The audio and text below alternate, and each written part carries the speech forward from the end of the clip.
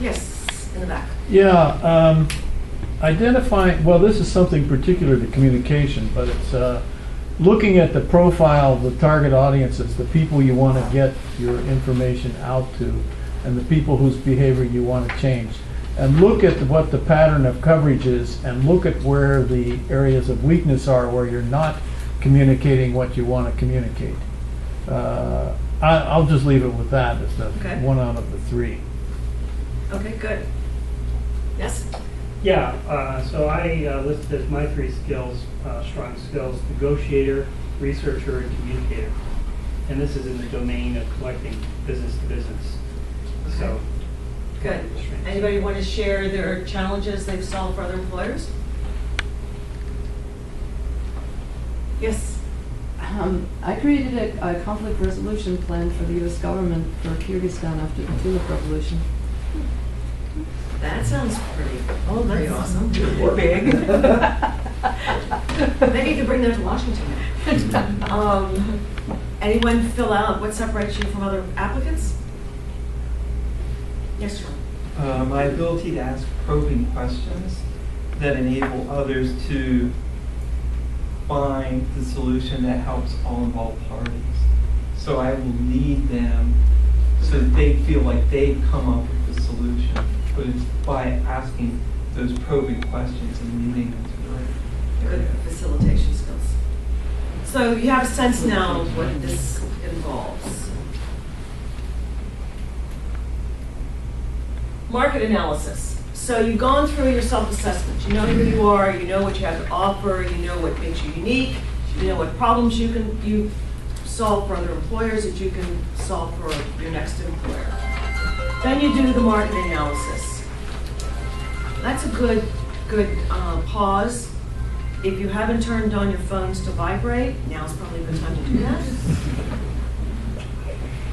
So you've analyzed the product. What skills are employers seeking? What edge do you have? What fit? Where are you showing up to network? What's the salary range for your skills and experience?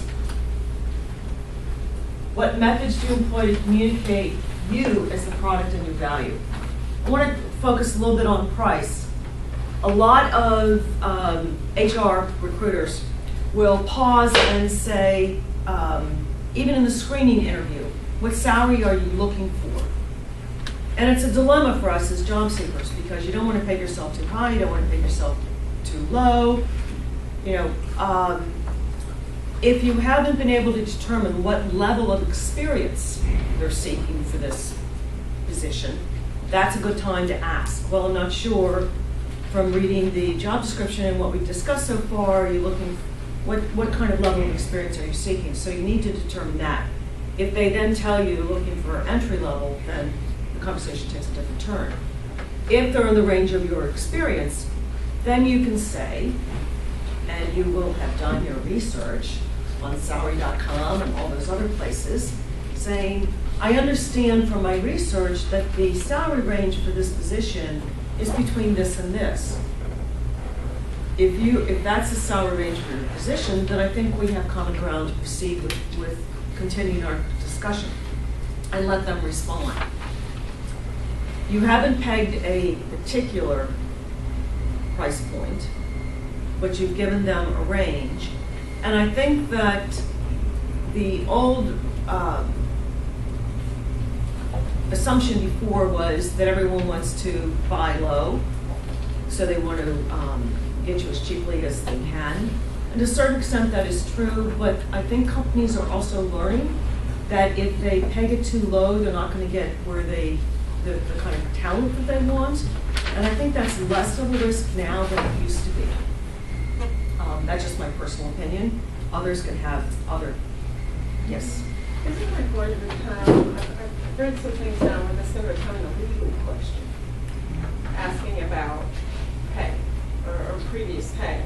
Because what it's doing is it's cornering people, and really employers should go into it knowing what they're going to offer. And I know that in some states, because I came from Massachusetts, I believe it's either not, I don't know if it's happened yet, but it's moving on that direction where you can't even ask on applications anymore what the previous pay was for the position. So they're trying to kind of turn it around Huh. and make it more of an advantage for your person who's seeking a job. I hadn't heard that because I'm in the DC area. Anybody comment on that? I'd heard that also, Yeah. but you know, online apps, you have to Yeah. many times put in your salary range. Yeah, or- when I was talking about your those. prospective salary, not your historical salary, I hadn't heard that. Is Both. I'm finding, but I'd heard the same thing, but I thought it was federal, but it depends on the state. I think it's something that they're looking at doing Right. because it is such a, Right. Because of the Tom? gender Yeah, gap. it is, yes, gender is the reason, and it is going, excuse me, into effect in Massachusetts, first of all. Other states are looking at it, New York in particular, so it is a trend that will be I would assume moving forward. California would be Yeah. too because Yeah, they're probably, so yeah. progressive. Yeah. Yes? But back to your question though, in terms of the applicant being asked, I do my due diligence when I'm asked that question, and I qualify my skill set as my last GS level. I say, well, I would expect something commiserate. I would, I think our mutual expectations, I like how you presented that. I think our mutual expectations would be framed by the knowledge that my last GS grade was X. And I would, I think we could both say that a salary commensurate with that would be within our expectations.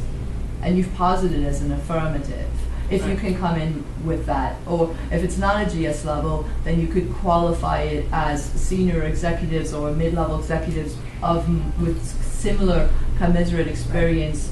And I also would say, having worked in different countries, that DC is the cost of living here is much, much higher than, I still have a place in Dubai. It's so much higher than other places, including Dubai. So you could also suggest that, whatever your average is, up it by 10-15% for this market area. Right, and you can always add, I'm flexible depending upon what your benefits package Many is. times it's numerical though, you don't have any text with it. No, I understand. It's a delicate thing, Yeah. but I'm just suggesting that as a potential Yep. response If you have because that option. in the screening interview, before it used to be the second or third interview, Mhm. and then you talk salary, but now Yeah. they're not wanting to waste time. They're Right. wanting upfront. That's And right. if they're offering a really low salary and you can't possibly make it on that, then you want to be cut loose as well. Yeah, You don't it want is to what it keep- is, yeah. Keep spending time on that, Tom? Yeah, well, as a former employment manager, the salary question is very important. But basically, what I was trying to find out is, what did the person think of themselves? What value do they, think they're worth? You had to address that and work with that. If you offered somebody a salary less than what they were actually thinking about, and the person accepted the job, chances of them staying 6 months, probably nil, because they will continue to look for the salary that they feel they're worth. So, but all that you said about doing the research and, going into the interview prepared is very, very important, but it should be a dialogue, a discussion. Right, it should Why be a are you dialogue. worth this? Exactly. Can I tell on that? So you were a hiring manager before, so here's my concern. I think I asked you this question at the job fair. What's the mean age or the age range of the hiring manager? If the hiring manager is a 30-something, they might not even have the life experience Right. to be mindful of what you just said. If I lowball someone and hire them, I think I'm getting them cheap, but they're going to keep looking, so I'm probably going to lose them eventually.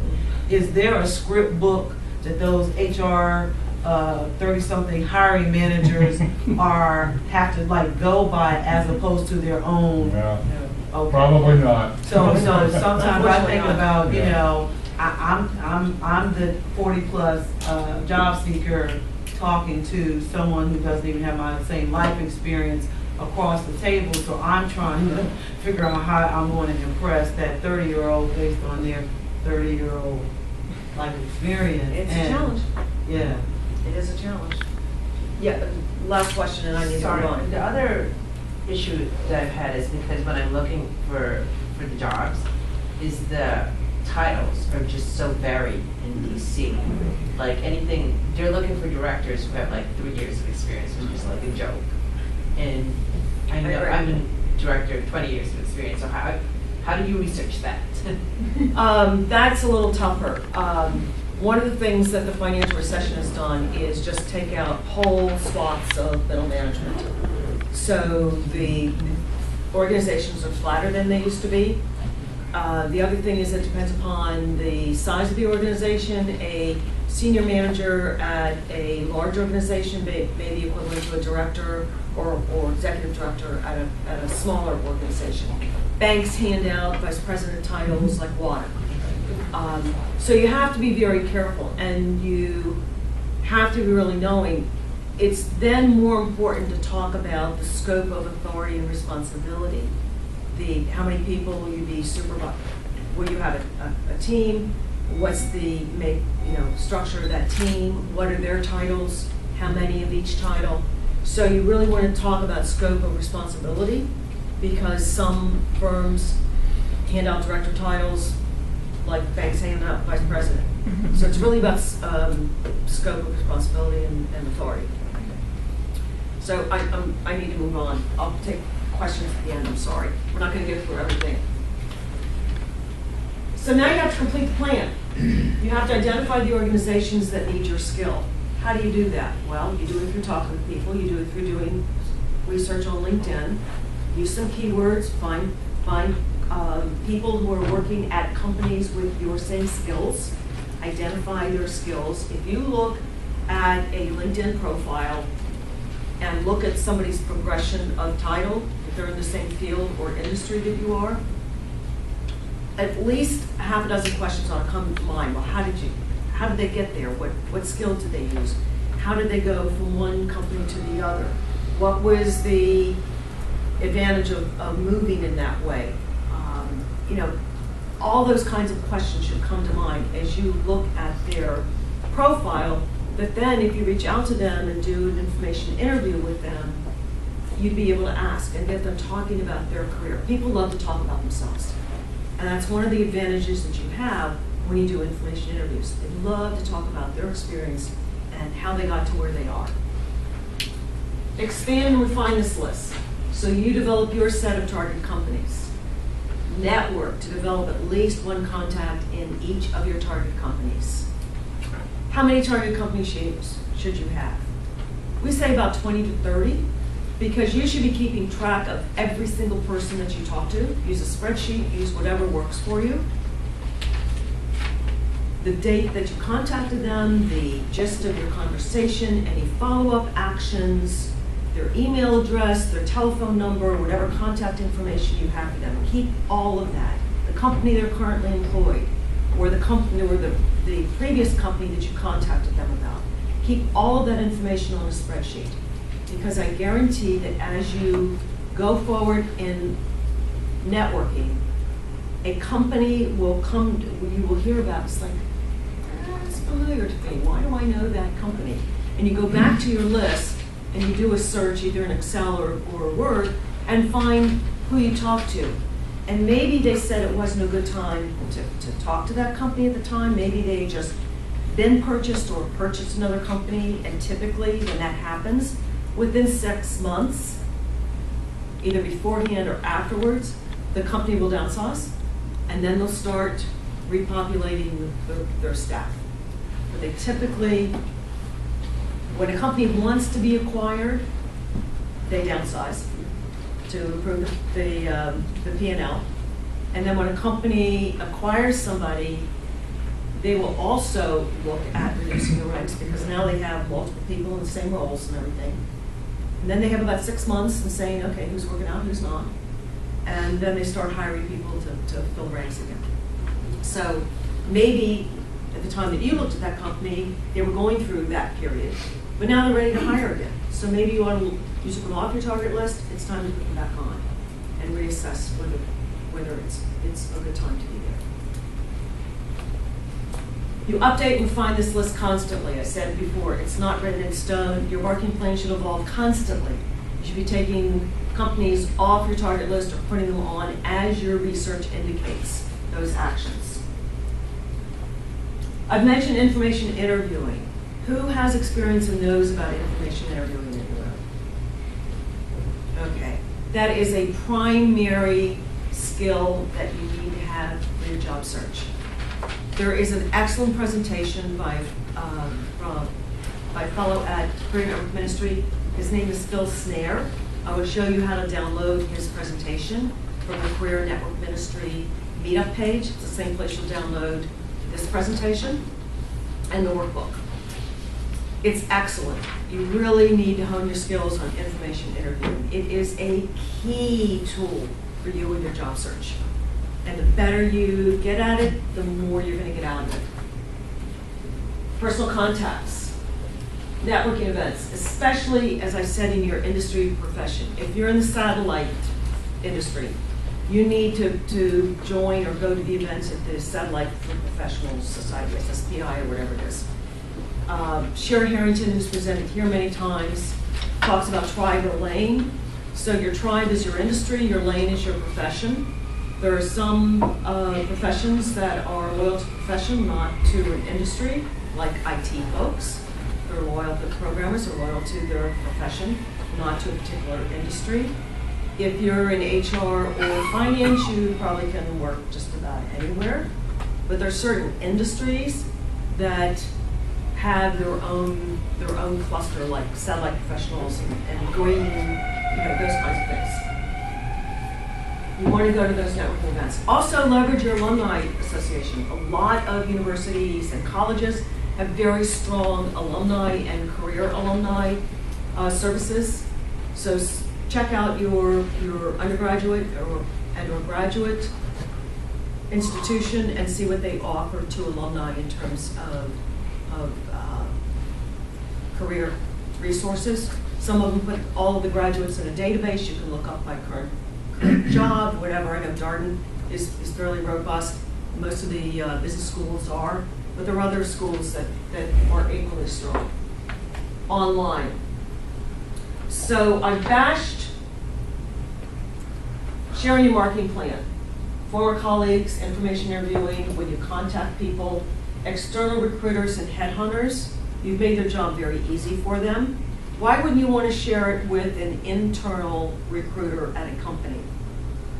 Your marketing plan. Well, that's one reason, but there's didn't even hear her more. answer. Pardon? I didn't hear what she said. I said they may not know what to do with it, and they may also be too busy to look at it. Right. Well, it's sort of the flip side of your strategy, isn't it? I mean, you're looking to increase Right. your value in your negotiation. And what does it have? What does your marketing plan have, based on what we've talked about so far? Multiple companies. When you interview with a company, you want to convince them that it's the only company you want to work for and you're the perfect candidate for them. You don't want to present them with a list of other companies you're looking at. They know that you're looking at other similar companies, but why put it in front of their face? And that's not the purpose of the marketing plan as well, and for all these other reasons you've cited. Your job search daily tasks. Your job search should consume a lot of your day, every day. You're researching companies. You're networking. You're refining your list of target companies. You're developing a contact. You're collaborating with other job seekers to share leads and information. I started off this session by talking about the event on Wednesday. I happened to find out about it. It's great that's one thing you should be doing as job seekers, is sharing that kind of information with each other. Resources that you find, events that are helpful that you think others should attend. I bashed the job boards. I did. Most of the jobs on job boards don't exist. Do you know that? They're building a pipeline of potential candidates. They don't exist. You're going to see the same job typically being advertised every quarter or so, every 3 or 4 months. Positions we filled internally, they're still posted. Companies leave positions online for a long time. One of the things that you may not know is your application feeds data analytics. A lot of the large companies subscribe to a module of their applicant tracking system, like Taleo and some of the others, that actually analyzes resumes to get information about their competitors, to get information to benchmark their positions, what kinds of accreditations do people have in this field, certifications, degrees, years of experience. They use it to benchmark their salaries. So your information is actually working against you. Sad fact. Salary bands, the statistic that I mentioned earlier. But there's some value. Companies who hire certain skills, knowing about them, to network into them. You may not want to apply to the job position, but they're hiring your skills, so you know about those companies. The position descriptions. So how do you measure up against what companies are seeking? What are they looking for? What skills, what certifications, accreditations, etc. So it's a way for you to compare yourself to what companies are seeking. Current job titles. Used to be HR recruiter.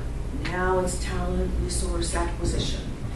Used to be just plain HR. Now it's talent retention or whatever. So you get to learn the buzzwords. Human capital. Human capital, thank you. So you get to know the current buzzwords that are being used, to describe the kind of thing that you're looking for. You want to show that you're current on those things. So those are the job titles that you want to put in your marketing plan or talk about in interviews. Industry and professional buzzwords. The job boards are really good for that. One other thing, AA firms, well, their jobs tend to be real on online job boards, Career Builder, etc. If you've never heard of a company before, Google the company and find out if it's everyone know what an 8A firm is? No. It's a minority firm. The government contracting has set-asides for disadvantaged groups, for women-owned, minority-owned, veterans, disabled folks. They have the big contracts have set-asides that a certain amount of money has to go, or percentage of money has to go to these firms. They typically are so small they don't have full-time recruiters. So the jobs that they advertise tend to be real. So it's good for that. Craigslist. The jobs on Craigslist tend to be real. One of the co-developers of this workshop actually found his job for a small consulting firm out of Atlanta for a job at the SEC. So those tend to be real. Marketing plans on a resume, different focus, different purpose, intended for different audiences. It is all the things I've talked about. And a thumbnail sketch to share with others. So I'm just going to go over this real quick. The only thing that's the same in those lists, the first bullet, brand, skills, brand, and experience. The only thing that a resume and a marketing plan has in common. And if your resume, it has the STAR story, situation, action, result. If that's what your resume is, it's very dense and it takes a long time to absorb. So that's why the marketing plan is more effective when you're networking, sitting down. Don't forget the value of outside eyes. Have somebody else review your marketing plan. Be sure it doesn't have industry jargon that only you and somebody in your industry would know. If you're meeting with a wide variety of people, you want something generic. You may have another version that uses your industry or profession buzzwords that somebody in your same field or industry would understand, but a generic one in plain English for others to understand. Reevaluate, evolve. Okay, I've already gone over this. Let's go over the plan. 5 general categories, let's review. Okay, so those 5 things. So your name, your city, state, not your address. You don't know where this plan is going to go afterwards. Yeah, they can probably Google you and find that out, but why hand it to them? Contact phone number, preferably your cell phone, and an email address that's professional. Not sweet sugar baby or whatever, okay? Professional objective. Very short and sweet. People want to know when they meet with you and you talk with them, what box you fit in. You got to tell them that. Preferred titles. Again, my caution about what job titles you list. I know you don't want to go backwards, but job titles are very wide in how they're used. So be very careful about what you put in there. This is actually a real positioning statement from somebody's marketing plan. I want to highlight the last sentence. Anybody here has worked with developers, programmers, know that they cannot stand to be structured and held to a timeline, etc. And the project manager is the bane of their existence. Okay, so for this person to say, in a previous company, I was known as the engineer's favorite project manager, speaks volumes about this person's skill and how they managed and how they got things done with programmers. It is huge. So that's the kind of statement that you want to be able to say about yourself in your positioning description. Competencies. You may have one column. If you're a programmer, you may just list the languages that you know. But you want to try and group them. Doesn't have to be 3, it can be 2. I would hesitate to put 4 because it's kind of hard to fit that on the page. But it's up to you. So I would group them. Your target market. Everyone knows the traffic situation we have in DC. How far you're willing to travel, how much time you're willing to spend in transportation, your own car or public, the trade-offs you're willing to make for your personal time, your family, other interests is up to you, but think about that. Depends on how the trade-off you want to make in the perfect job to get that experience, to then use that as leverage to get the next thing. You have to decide that. Industry type helps. Company size. How many employees would you say is in a large company? What's a large company to you? Depend on the industry and the sector, but I would say 2,000 employees. 2,000. What's large to you? About 1,000. Who here thinks a large employee is 15,000 plus? Okay. My point being, don't use large. Use number of employees or use revenue. For some companies, it's more germane to use the revenue. For some, it's employees. Understand why this is important. The culture of a smaller company is very different than a larger company. It is determined a lot by the personality of this CEO and the execs. If it's a family-owned business, even more so. So think about that. Size matters in terms of culture and structure and flexibility or the lack thereof.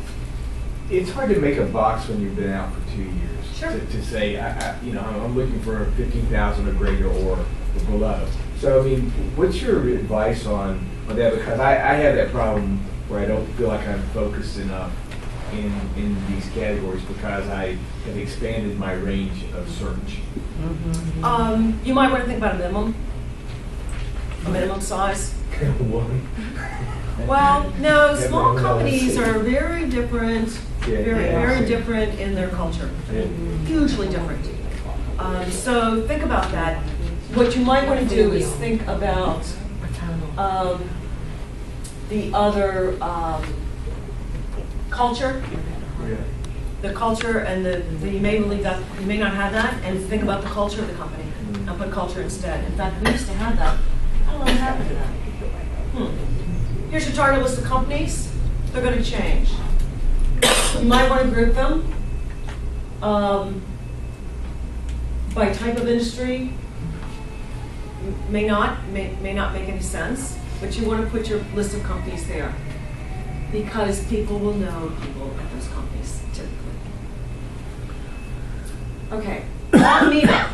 Career Network Ministry is an organization on Meetup, just like Blue Plus and Meetup presence, right? So if you go to the homepage, first you have to join it. It's an automatic join. You don't have to be approved by anybody. So if you're not a member of Career Network Ministry, join it. Then you go to More and you go to Files. Now, it's pages 1 through 5, somewhere in there is the workbook and the presentation for this, okay? So the workbook I really recommend. A lot of people have really found it very useful. We developed it ourselves. It's not from anyone else. At the back of it, it has 3 sample resumes, and the last marketing plans, the last marketing plan is the actual marketing plan of a senior person who is in business development. And leadership wanted his 1-pager, because it's a different format. They wanted it included because they think the 1-page format is really more appropriate to very seasoned, experienced people. So please pay attention to the examples, and there's some tips and resources in the appendices as well. So that's same as the overall big binder that they have at the. No, there's 2 things. Okay. Okay, so about, I forget if it was a year and a half ago or 2.5 years ago, CNM totally revamped their job search manual. I happen to know that because I was one of the people who helped out on that project. Wrote some of the chapters. That's the manual given to everybody. This is the workbook for the marketing plan. Okay. So it takes you step by step for each sections, gives you tips, gives you examples, and a space to fill it out. And you will find you'll find a template in the same place. Okay. The same place. Okay? Everyone got that? Career Network Ministry is where I give this every month, as I said. I'll be giving it tomorrow, because tomorrow is the second Tuesday of the month. I give it monthly. If you found this helpful, please suggest to somebody to come out to Tyson's area to attend Career Network Ministry on the second Tuesday of a month, where they can attend this workshop as well. They have a speaker every month, every meeting, and other workshops. Minus the second Tuesday, there are other workshops at the same time, and other workshops that occur on the first and the third and the fourth Tuesdays, recurring. Is it near the Metro at Tyson? No, it's a little bit far, but if you can walk from the last Metro stop, it's probably about a mile, and you can always have them announce where someone needs a ride back to the Metro, and people are really helpful, willing to do that.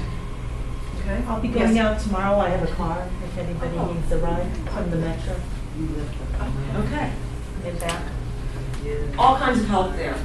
Thank you. I always find, I don't go to one job. I've been here a lot in the last 2 months. My consulting gig ended at the end of May, so I'm in transition as well. Although I'm probably looking for a gig, not employment.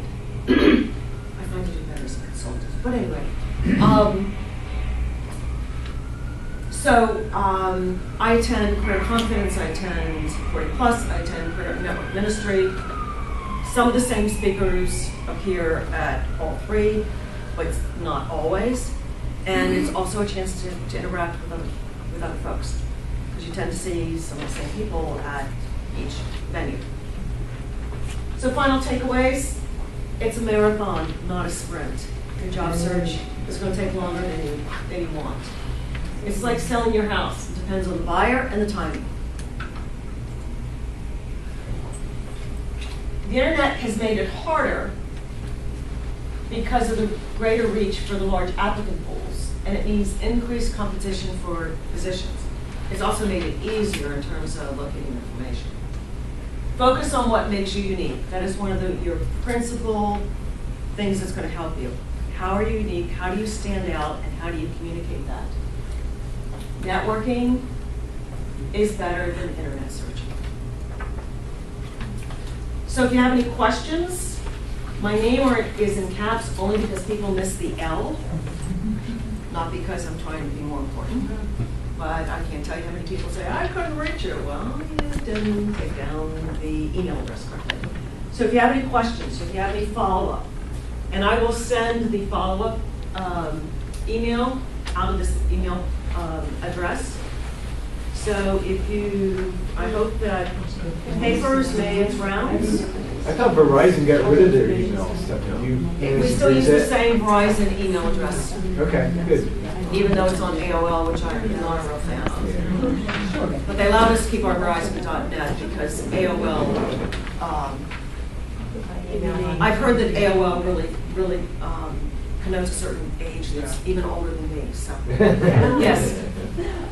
What did you say was the second career forum? 40 Plus Career Confidence. It used to be known as Beltway Job Search Partners. They are no longer offering events at their Tyson's Corner location because Tech Corner is going to be torn down, that building, for redevelopment. But they are in Rockville until they relocate to another place in the Tyson's area. And I think they're offering some events in Leesburg. But if you look up Career Confidence on Meetup, you'll find it. It's Christian-based, as is Career Network Ministry. I'm not a member of the church, but I've been volunteering at Career Network Ministry for 8+ years. Yes? And by the way, that building has already been torn down, just so you know. That corner's building. It's already down? It's already down.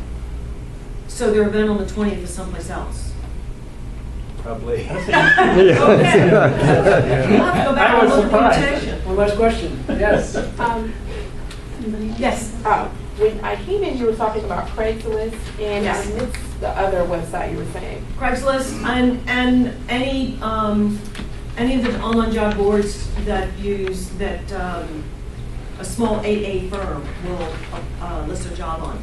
And if you're not familiar with the company, Google it and find out if they're AA. AA, okay. AA is a small business administration designation for minority business, minority meaning disadvantaged in some way. But like Monster or Indeed or something like that. Monster, Indeed, Career Builder, all of those. Yeah. All of those, okay. Yeah, I actually applied to a job on one of those and was offered a job, and it was an AA firm. So I know that they're true and they exist. Is your time slot tomorrow at 6:30 or is It's, it the workshop tomorrow is at 6:45. 6:45? 6:45 in Career Network Ministry, and it's probably in room 1610. And if you've never been to Career Network Ministry before, and you're sending someone to the workshop, tell them to not do the orientation, because if they do the new member orientation, they're gonna miss the workshop. So bypass new member orientation and tell them to go directly to the workshop, room 1610, and ask somebody where it is. And then do the new member orientation another night. I think I must have missed something. Is the workshop that you're giving tomorrow? This workshop. It's this workshop. This workshop. Just if you want to, refer somebody else. Does to that it, actually make it walk you through the process that we've It is the discussed? same workshop that I presented here. Okay, The same exact workshop. okay, I just give it monthly, okay. and I think this is my second time giving it here. So I will hang around if anybody has any more questions. Thank you very much for. Francine, thank you.